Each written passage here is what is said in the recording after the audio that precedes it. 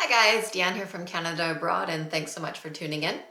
Today we are going to be discussing the Express Entry system, and we're going to be going through the latest Express Entry report that was issued by Immigration, Refugees, and Citizenship Canada. Now, if you're not sure what the Express Entry report is, what happens is at the end of each year, Immigration, Refugees, and Citizenship Canada puts out a report about the statistics of those chosen through the Express Entry system for the previous year.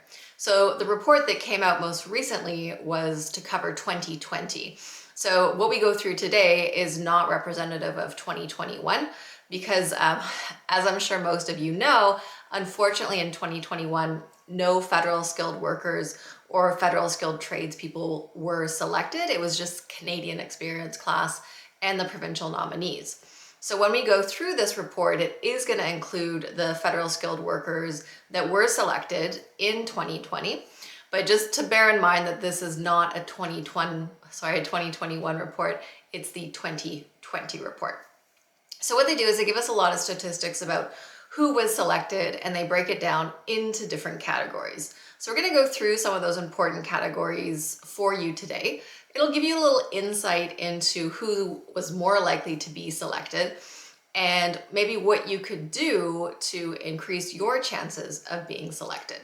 Now, as we go through each category, I will reiterate if there's a strong correlation. So is one leading to the invitation to apply, or is it just a coincidence? So just keep that in mind as well. So everything that we go through, if you have those characteristics on your profile, it's still not a guarantee that you're going to get an invitation to apply, but it's just to provide you with some insight. So the first thing that we always want to look at is how many profiles were actually created that year. So if we look at 2020 alone, there was just over 207,000 profiles created. Now, when we look at that, the important thing is to see how many of those profiles were actually found to be ineligible. So this is where you would create your Express Entry profile, you'd hit submit, but then you actually get a letter saying, sorry, you're not eligible to be in the pool.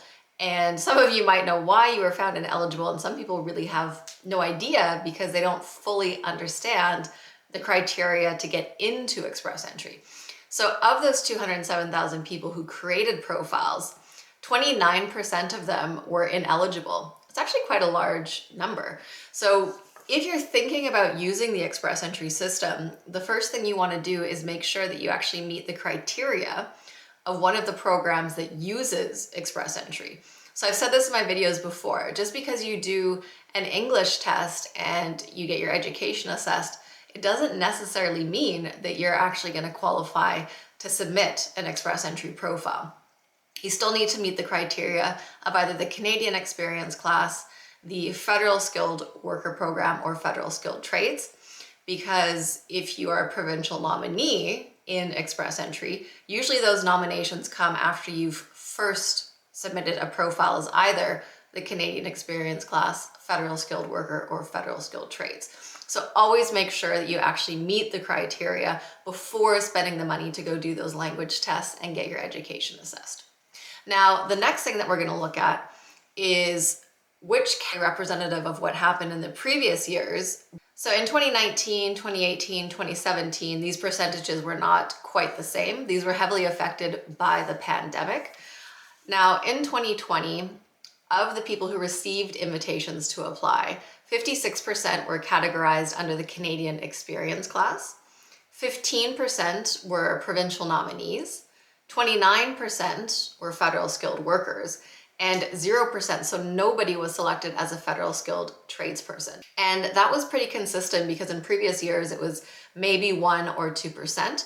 So I would say that if you are thinking of being a federal skilled tradesperson, if you're somebody who is in Canada, you're better to try and go through the Canadian experience class, or if there's a provincial option available to you, because the federal skilled trades is just, it's not getting selected very often. The next thing that we are going to look at is the age of the people who receive these invitations to apply. A lot of people do, know that the system is a little bit ageist, because what'll happen is as soon as you turn 30, you start losing points for your age with every single birthday. So it's not catering to the older applicants, unfortunately. So if we look at the people who received invitations to apply, 63% of applicants were between the ages of 19 and 29. So it's incredibly young. But also if we look at the fact that 56% of people were under the Canadian experience class, a lot of those applicants either got their Canadian experience on a working holiday or an International Experience Canada permit, which is usually tailored for people between 18 and 35, or a large majority of them might be on postgraduate work permits after graduating from a Canadian educational institution. So usually, not always, but usually the students, the international students, and the International Experience Canada applicants are under the age of 35. So it makes sense when you look at which category was being selected.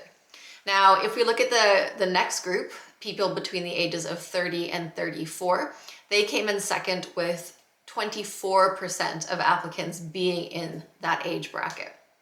The next bracket was 35 to 39-year-olds, and only 9% of the people that were selected were in that age group.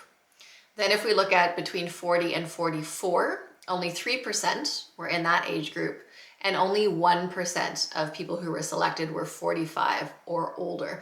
So you can see that once you hit 35, the odds of being selected go down, not because they're directly saying that we don't want anyone over that age, it's just that you are losing a lot more points the older that you get. Now, the next thing that we are looking at is level of education. So some programs require a minimum level of education and some don't. But if we look at the number of people who received invitations to apply, 88% of them either had a 3-year post-secondary qualification of 3 years or longer, or they had 2 qualifications or a master's degree. So that was 88% of applicants. So you can see that education is also quite important, and that's because it adds quite a few points at the end of the day. So not necessarily that if you don't have any education that you wouldn't be selected, but because it gives you so many extra points, it is a driving factor in bringing up the comprehensive ranking system score. Now, the next thing that I was a little bit surprised with when I saw it was province of destination. So on people's profiles, they do get to list where they intend to go live and reside once they arrive or once the permanent residency is issued. So, I mean, the top 3 I was not surprised by because it's usually always the same. So the number 1 destination is Ontario for 2020. Second was British Columbia, and third was Alberta. That's always consistent, so wasn't really surprised with that. After Alberta, Saskatchewan was the next place, but in 5th place, I was surprised that it was the Northwest Territories. I didn't know that it had become so popular. I mean, it still wasn't a large number of people putting that as their intended location, but I was surprised it came above places like Nova Scotia, so a bit of a surprise to me. After that, it was Manitoba, then New Brunswick, Prince Edward Island, Newfoundland and Labrador. Then it was the Yukon, and then it was Nova Scotia, and then none of it was in last place. So that is just the order of the preference that the people who received invitations to apply were putting down of where they thought they were going to be living. Now, the next categories that we go through are also important for a few reasons. We're going to be looking at occupation codes.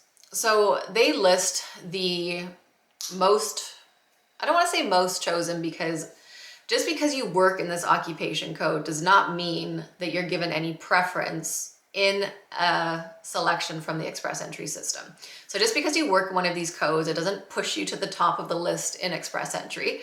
It's just that these happen to be the NOC codes that most applicants had as their main occupation code on their profile.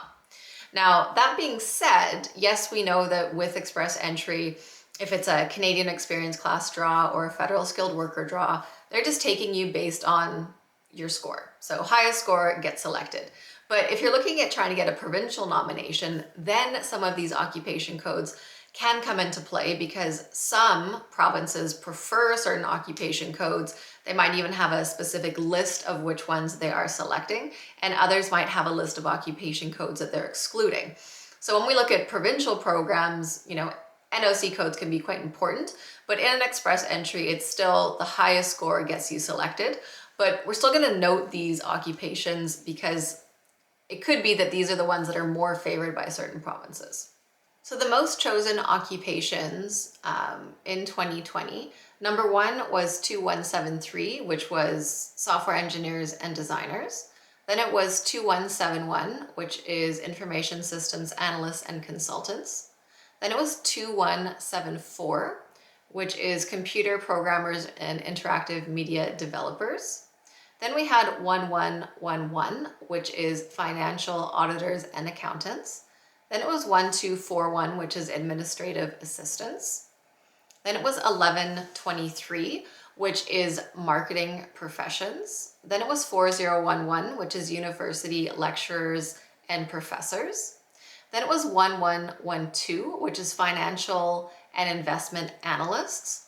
Then it was 1122, which is business management consulting and professional occupations in business management consulting. And then it was 0124, which is advertising and marketing managers and relationship managers. Then it was 1221, which is administrative officers. Then it was 6331, which was food service supervisors. Then 0213, which is computer and information systems managers. Then it was 2132, which is mechanical engineers. And last was 1311, which is accounting technicians and bookkeepers. So again, just because you work in one of those doesn't mean that you'll be at the top of the system or given preference in an express entry draw, but these ones may have been more popular, like we said, with certain provincial programs. Now, the next list we're going to look at is actually a bit more relevant, I think, for people who are trying to increase their express entry score, maybe with a job offer, because the next list is which occupation codes were the highest for people who actually had job offers with labor market impact assessments. So these are the occupation codes that of the express entry applicants had the most labor market impact assessments. So it might give you an indicator if your profession might be in demand and you might be likely to actually get a job offer and LMIA approved in Canada. So with this list, again, we're going to see a lot of IT positions. And again, it's because we know that there's a large shortage of IT workers in Canada and, I mean, honestly, globally at the moment. So if you're in IT, it's pretty preferable right now for you. So it's 2173, which again is software engineers and designers, followed by 2174, which is computer programmers and interactive media designers. Then it's 6322, which is cooks, and 6311, which is food service supervisors. Then we go back to IT with 2171, which is information systems analysts and consultants.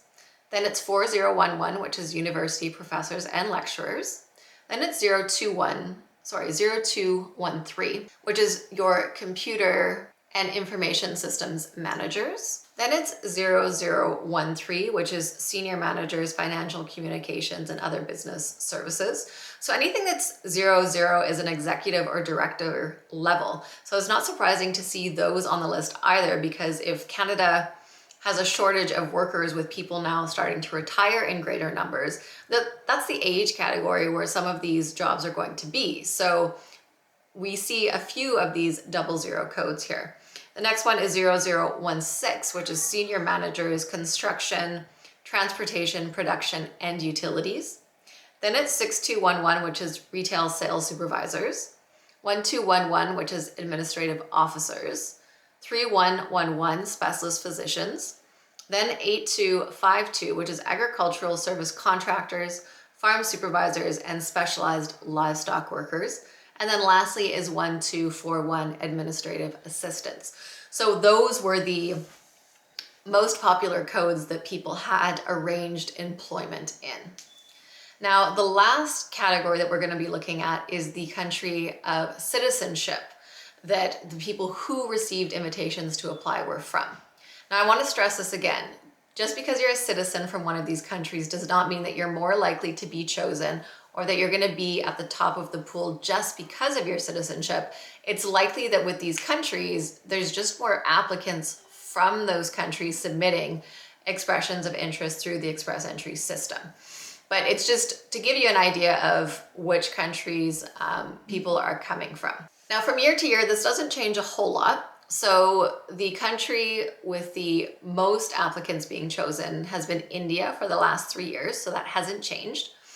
Number two and three change. So number 2 in 2020 was the People's Republic of China, and then in third was Nigeria. The last 2 years, they kind of flip back and forth. So it's consistently India, People's Republic of China, and Nigeria in the top 3. Then next was Pakistan in 2020. Then the United Kingdom, and those 2 countries was the same the previous years. Next was Brazil, which was also the same in the previous year. Then it was Iran, which is a little bit different. The previous year had been the United States. Next is the Republic of Korea. Then the United States of America, Ireland, and then they just say other. So again, just being from one of the top countries doesn't mean you're more likely to be chosen. It just means that we are receiving a greater amount of applications from people from those countries. But when you look at some of the countries, yes, they have a higher population than other countries. So if you're from a country with a small population, it's not likely that your country is going to be in the top 10, but it in no way means that you're less likely to be chosen through the express entry system. So just keep that in mind as well. So these are just, a few samples of what's in the report. It does break it down further into each category, how many men versus women were selected. But again, it doesn't mean that if you're a man or a woman right now, you're more likely to be chosen because you're not earning points for your gender. It's just to allow people to see what the statistics are. Now, they did hint or make a statement in last year's budget that they did want to target females a little bit more, but we have no idea what that means or how it's going to be implemented in the express entry system, because we're finding that of the people receiving invitations to apply, it did seem to be more men than women, and they wanted to make it equal. So I hope that I gave you a little bit of insight. Hopefully we will be seeing those federal skilled worker draws resuming in the next few months. I can't give you an exact date, but as soon as we know something, we will let you know.